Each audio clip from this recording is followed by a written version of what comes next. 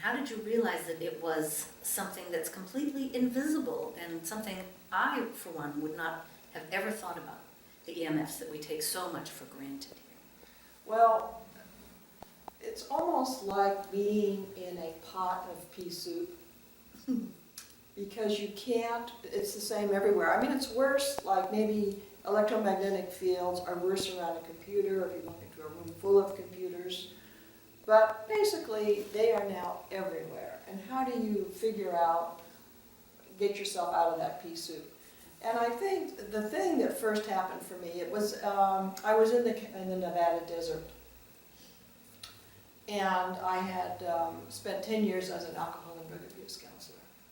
And I had just lost my job. So I was there, and that's when I really seriously started going back into this, looking into everything. What's the problem? What's the problem? What's going on? And there were three main influences that led to a breakthrough. And the first influence was when I first moved to Nevada, I lived in a place called Hallelujah Junction. It was about a half an hour north of Reno. And it was a beautiful mountain right there that they called Crystal Peak. And it actually was a rose quartz mine. And anyway, I lived there for a couple years, and I saw that mountain during the winter, during the summer.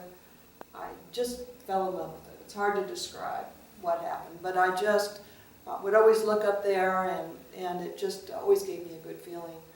And at one point, I finally got in my car, and I drove up to the mountain, and it was actually, you could, there were dirt roads, and you could go pretty far on the dirt roads. And then suddenly the dirt roads turned into roads of crystal because of they would mine rose quartz up there. This was on a weekend, so there were no trucks up there. But anyway, I went to the top of the mountain, and I loaded up my car with all this rose quartz. And I took it back to my house, and I put the rose quartz around my house. And I've taken that, in fact, I still have it.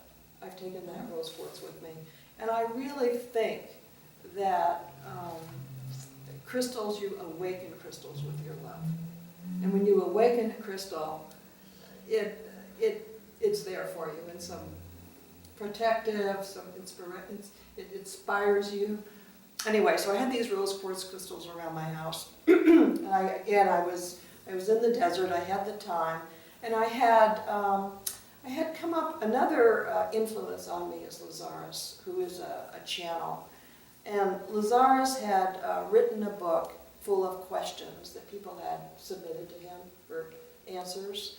And one of the questions was environmental illness. How do you deal with environmental illness?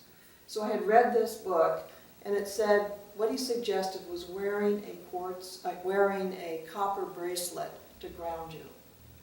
And so that really started me thinking about electricity and grounding and being around power poles as opposed to not being near them. What did it feel like?